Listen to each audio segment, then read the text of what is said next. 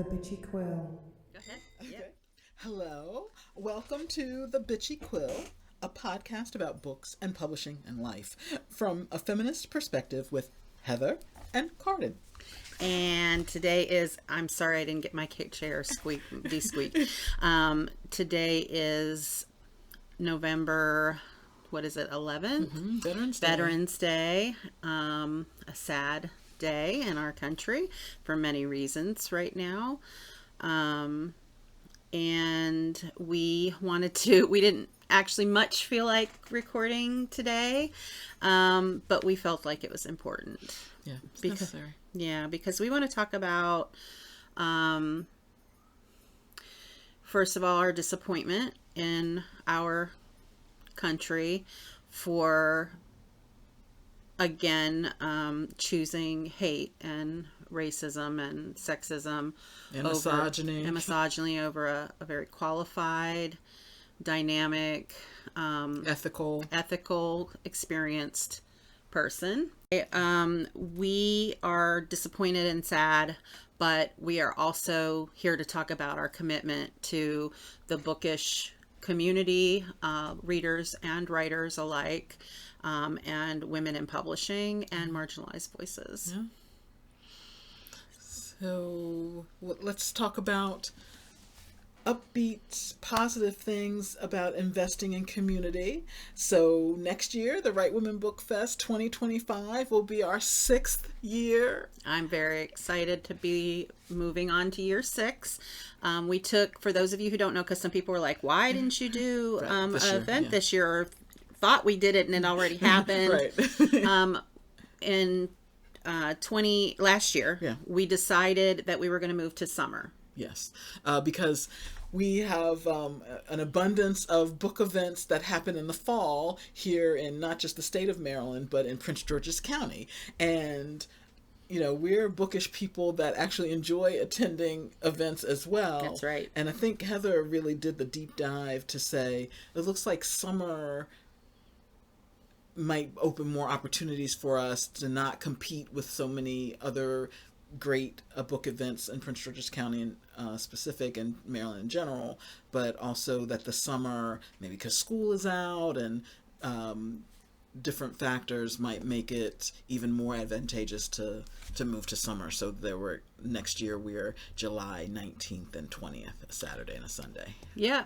And so we're really excited to be doing that as well. We did a test 2-day situation last year where we did one day at the hotel and one day at our old venue that was with the parks department, and it did seem like it was a thing that would work out really nice. And so we went ahead and did 2 days for the event next year. So day 1, it's going to be tabling. It's going to be authors, lots of local and regional authors in every genre, all women. And so you have everything from sci-fi and fantasy to romance. We have children's books, all kinds of different books. And you can find that at the website, therightwomenbookfest.org. And we have the second, so that day is tablings and signings and stuff. And then the second day, we have workshops and panels. So there won't be tablings. It'll be a day for readers who want to hear authors talk about things, or maybe readers who want to be writers to come to workshops. And it also for writers who are interested in learning from other experienced authors. So fans, current writers, wannabe writers, you get inspiration, you get insight, you get motivation, you get practical tips. So that's the second day. And then just to add on about the first day, that we're going to experiment with children's being its own separate room, isolated from the poetry and the tabling of adult fiction and nonfiction, to have more concentrated, more focused, like the kids' room. A children's program, essentially, in a separate room, so that doesn't bleed over into the adult area, and the adult area doesn't bleed into the children's area, because, when you have in the spoken word and you have women talking about adult topics and stuff, you don't want that really bleeding over into the children's area, which is, something that we really it was our first year in the venue Yes, last year. yes. Now we know how it functions, how it works. We feel a lot better about this setup, and we think it's going to work really well. We have a special announcement about that to come later that we're very excited about, and we'll be posting about that on our socials. So watch our socials, and all of our socials are the Right Women Book Fest. That's WRITE. Yes. The Right Women Book Fest. So, Yes. we wanted to, in light of the reasonable, valid fears, and I know that some people think that we're blowing things out of proportion, and I'm here to say that I don't believe that's true. I think your fears are reasonable and valid and sound, and I think the rest of the world as well is concerned. We had Mitch McConnell come on yesterday, seemed a little panicked himself, and he's a Republican. So I'm just going to say I think people's fears are reasonable and valid, and we're going to do the thing that I think that everybody should be doing right now, which is to dial in to community. Yeah. And with that, we're recommitting to you and want to talk about how we're going to do that, and which is honestly just the continuation of our mission. Yes. That we've already been working on, starting in 2019. Right, when the world was a totally different place in so many ways, like, pre-COVID, pre the pandemic. And we were in person, and it was our first year. Marietta House Museum, gorgeous property, location, history, great team there that was all in with us from the very beginning. Mm-hmm. And that really laid a sound foundation for us. We had one or two people kind of travel from out of state, but we were mostly local for that first year. Right. Kind of getting a feel for, because a little bit was an experiment to see, like, you had this vision, and then we were trying to see if we could actually execute it in a way that was workable. And it worked. It worked. And we're really proud of it. And it's been a lot of hard work. And we're going into year 6. The one thing that we want to talk about, not the one thing. I keep saying that. Why do I keep saying the one thing? Well, the one other thing. The one other thing and the additional thing. It's one thing and one thing and one thing. It's a lot of one things. It's a lot of one things adding up. We could use sponsors. We want to continue to grow this, if not in size, because we're pretty much at a size that I think is comfortable, and we're probably going to stay at our venue for a while, provided that everything continues to go well there, which is... Shout out to Bowie Comfort and Conference Center in Bowie, Maryland. Yeah, we love them. They've been very helpful, and it's great to have an indoor venue, because we don't have to worry about rain and temperatures and stuff. But it is more expensive to run in a hotel, and we are committed to amplifying the voices of women and marginalized women, authors. Them identifying, trans, non-binary, gender neutral. Creators and authors, and in publishing, you have author services. Maybe you have you're an editor. Like, all of those things are valuable, important additions to this community. And we have just started this podcast, and our first podcast that we released, if you look here on this channel, you will find our first podcast, which was about Project 2025 and how it would affect romance publishing. Let's see. We know the book ban thing that has been expanding. Yes. Like, dedicated people have been fighting the book bans and winning some of those battles, but we know that the book banners are not quitting. And with the current president-elect, it's not unreasonable to think that they feel emboldened. And the argument from the other side is, they just want to ban...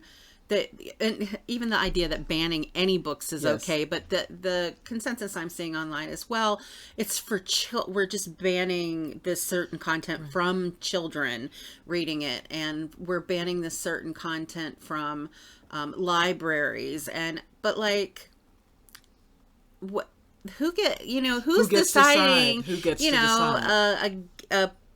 Just because there are a couple that have a children and those couple happens to be same sex, that's a banned book from children, like it's porn or something, and it's not. So, and also, I'm sorry for cutting you off. That's okay.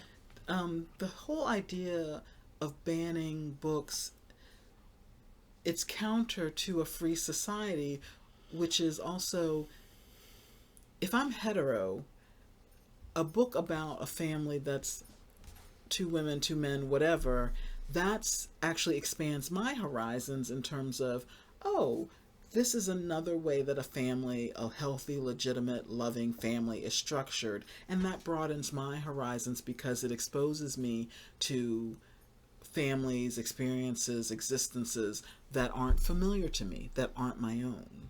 But that's the point, isn't it? Yes. Because they don't want you They don't to want empathize with people that are not like them. Or to think that other kinds of families or different kinds of families are legitimate or worthy of acknowledgement or worthy of love. And it's so narrow. Right. That's the other thing about the book bans and even all of Project 2025 is this narrowness of who is considered worthy of being considered a citizen, a human, you name it.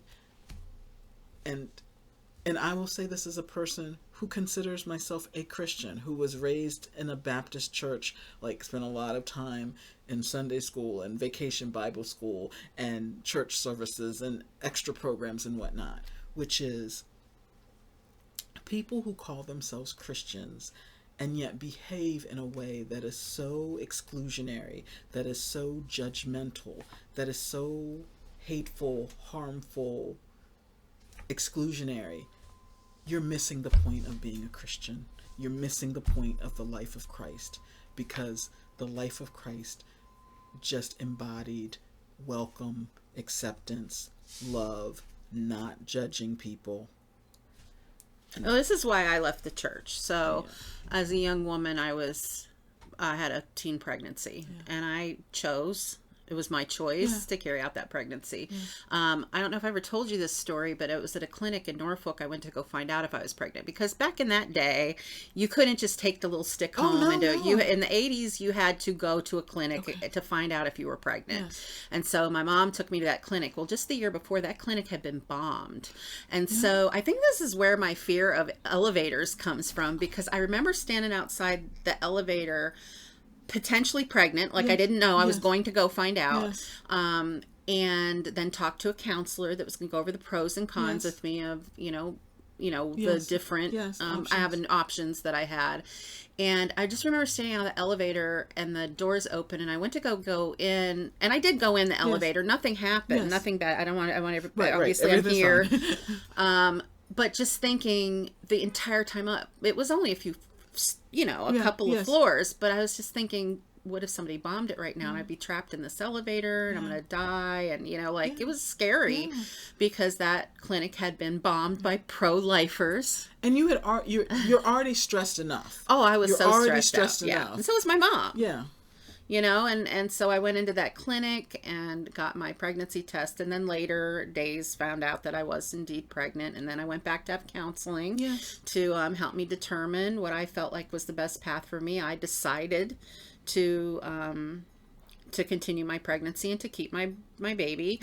And that is the choice that I made, but it was a scary time. And I think that people who haven't lived these experiences, I don't know why somebody has to have their child die with a septic pregnancy in order to understand the danger for other people. Like, I don't understand that. Now I'm getting off on a tangent. I know, but I'm sorry. I started off the tangent. No, tangents are important. Tangents get us there. Where were we? We were Christianity. Oh, yeah. It was Christianity. So, but the judgment that I got the whole time I was pregnant with, as a teen unwed mother, all from Christians, all nastiness from Christians.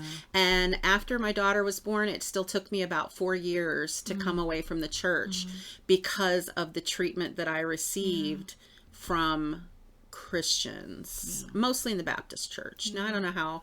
I'm looking at going to a UU church.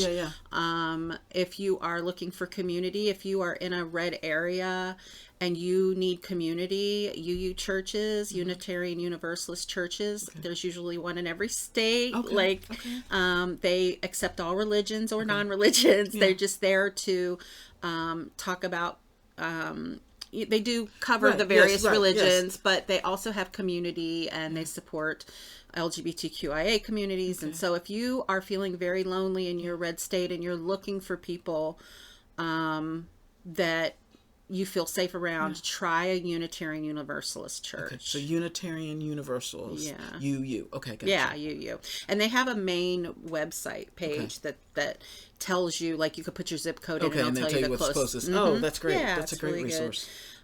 So that's, the Christian. No, but yes, we are committed to, so we have drag queen story time, and we have firefighter story time with a female firefighter.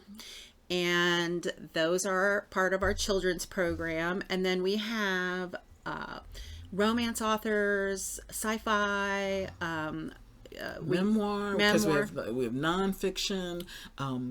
I've been seeing Danielle Spencer on a lot. I know she's a whistleblower. Yeah, as a whistleblower about AI and protecting your identity and really practical information. And I feel like she's written a thriller as well connected to that.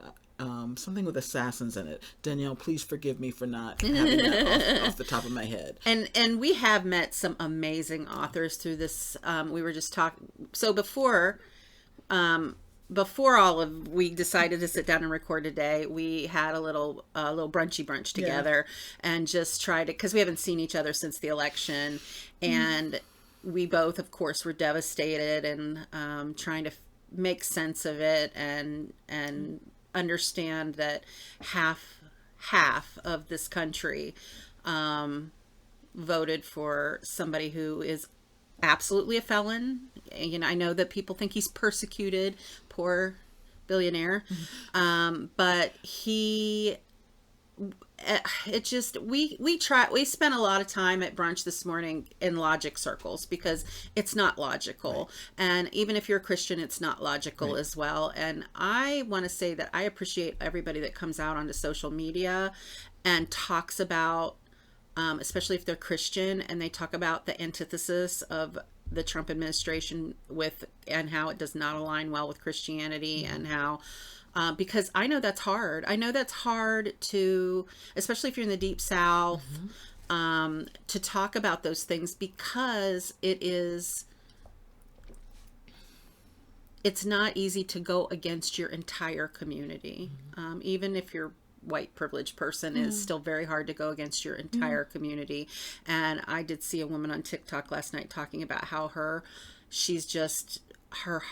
heart is broken that people cannot see that this is not the correct Christian choice. So in her mind, and I think she's not going to change, but she does feel gaslit, this is because it makes you think, what are these people who are self-proclaimed Christians, what are they seeing and hearing that I'm not? Right. What am I missing? Yeah, because so yeah, is right. So this podcast, even though we've just had one episode before this one, and I have a couple others in the pocket that I was going to play, but it just feels like I have to do this one first. Yes. Y'all. We got to do this one first, because the other ones feel too fluffy or whatever before doing this. And I'm not feeling fluffy right now. No. I'm feeling very committed. We're lucky. We're in Maryland, in a very blue state. We have blue leadership, and even though Larry Hogan was a very popular governor here, we ended up with a black woman who won instead, Angela also Brooks. And I think that Marylanders saw that even though Larry Hogan was pretty good because he's an actual Republican. He's not a MAGA Republican. Right. He's a real Republican. And I think that it's possible that he could have won in a different year, but not to say that there's anything wrong with Angela also Brooks. No, we're happy with her. But we were talking about the dynamics. Of Republicanism versus MAGAism. Right, exactly. And so we were saying that with a different Republican presidential candidate, Hogan very likely would have won because he was a very popular, very effective governor of Maryland. Yeah. And he did have a pattern of working with all sides and trying to come up with the best outcome. And even going against Trump at times. Yes. But we don't trust it this time. Marylanders are like, not this year. It's too risky. It's too risky. It was too risky. And honestly, I saw several Hogan signs in my neighborhood paired with the was it Prop 1? To say no to that, which to me was like, they're like, obviously the mindset of the people who were voting for Hogan were also anti-abortion. So that had me concerned too. And I'm glad our proposition did pass, and abortion rights are now going to be enshrined in the Maryland Constitution. So we're hey, if you need to come to Maryland, we love Prince George's County. We have a great library system. There's lots of jobs up here. And the community's pretty great. So I love it here. I've lived elsewhere. I'm a Marylander transplant, and I'm happy to be a Marylander. We know that resources are going to get thin for creatives in the coming administration. We know that arts spending is going to get cut, that we're going to have a harder time. So it's really important, if you have the resources to support, especially this holiday season, to get us at a jump for next year. I'm going to be creating a shopper's guide of local authors and publishing professionals. I'm doing that also through Right Women Network, which is my women's femme-identified, group that I have on Facebook. It's been Facebook since the beginning. So if you're not in Maryland, if physically you can't be with us, know that we'd love to support you. So join the Facebook group. Yeah, Right Women Network, WRITE Women Network, and commune and network and talk to other authors and women in publishing. So yeah, we just really want to say we wanted to come on here with something, because our thing is, we're going to bitch, because this is the bitchy Quill. Yes. We're going to bitch, and then we're going to have action items, because what good is it to just bitch without action items, right? Yes. And we do have agency, despite a lot of people's best efforts to strip us of that. I have said this to Heather more than once, and I'm going to put it on the record. So even before the election, in preparation for an undesirable outcome, I reminded myself that I am descended from people who were enslaved, and that means it was against the law for them to learn to read or write. The law didn't recognize them as 100% human. The law didn't recognize them as citizens of the country for which their bodies were being exploited and broken to build wealth for. And yet, my enslaved ancestors figured out a way. And I am exponentially more privileged, more resourced, additional allies than they ever were. And they figured out a way. So I just encourage people who feel, rightfully so, disappointed, enraged, mystified, all the feelings. Whatever you feel it. Thank you. Honor that. And then work towards a point. What's one thing you can do? And as Heather started out with, to drill down locally. What can you do in your neighborhood, among your neighbors, in your community, that contributes to the welcoming, safe, moving forward society that you want? Because that's where you have to start locally, and then build that foundation and build that momentum. We lost this battle, but we have not lost the war. We cannot quit. We cannot give up. Not just for ourselves, but for our children what world do we want for them? What opportunities we want for them? So that's my little soapbox moment. So our local drill down is the Right Women Book Fest, the Right Women Network. Like, we are independent authors and we're supporting other independent authors. Your voice matters. And a little whimsical side, which is, if you're an aspiring writer, you're writing secretly on little pieces of paper or a journal or something, you're still a writer. That still matters. So just keep doing it. It all contributes to the world we want to have. We haven't lost the war. Yeah, thank you. That was a good share. I think that's a good place to close it, because it's really not much more to say than that, because we're doing what we can with what we have. And it is, in some ways more than some people have, not as much as others. Yes. But we're going to do our best to, if you're an author, a writer, woman in publishing, femme identifying, cisgendered or non-cisgendered, doesn't matter. We are interested in your books. We are interested in your work, and we want to help get the word out.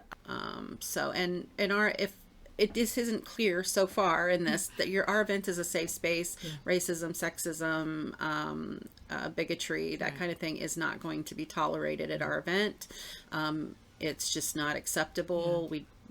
There's no need for it. Yeah, we're not, and to be clear, we're not explicitly political, but just remember, for women too, there was a period of time where women weren't considered separate individuals from a father or a brother or uncle or a husband. So there is an inherent political message in independence, in the freedom to speak your piece. So we're supportive of whoever wants to participate, just with the understanding that we will not tolerate sexism, racism, misogyny, homophobia, queerphobic, like transphobic, like that's, everybody needs to feel safe. Right. There's plenty of spaces for those things. If you want to go do that, go do that elsewhere. There are other places to do it, but not at the Right Women Book Fest. That's correct. So we just want to be explicitly clear in that about who is safe. Yes. So thank you to everybody who has chimed in and said hello to us and who's listening. Please subscribe. Please share our podcast. This is only our second episode. As I said, we had a couple others re-recorded, but I'll post those later because this is more important right now. The wound is too fresh. The wound is too fresh. And if you are a company, whether it's a company that focuses on women's women clients, whether it's in the beauty industry, the publishing industry, if you have a restaurant, if you have a printing shop, whatever you have, if you want to support our book fest, please reach out to us at the Right Women Book Fest at gmail.com. Go to the rightwomenbookfest.org on our website. Or you can also do a TWWBF outreach at gmail.com, which is Cardyn's email. And then we can get this book fest to really be something that can help support authors, and hopefully the more sponsorship we get in the coming years as we grow, the lower we can make the expenses, offset the expenses for authors, or at least we won't have to raise. We would like to stay where we are for a while, but with the coming tariffs and other things, we know that prices are going to increase. So we want to do our best. So if you're somebody that can sponsor large or small, please let us know. We appreciate you all. We appreciate it, and we have ways to highlight you in our event. So, all right. Well, thank you, everybody. Do you have any closing words of wisdom? I just want everyone just to try to take a deep breath, feel what you feel, and then try to think of the one small thing that you can do that advances and supports the kind of world you actually want us to have for ourselves and for our kids. And with that, thank you very much.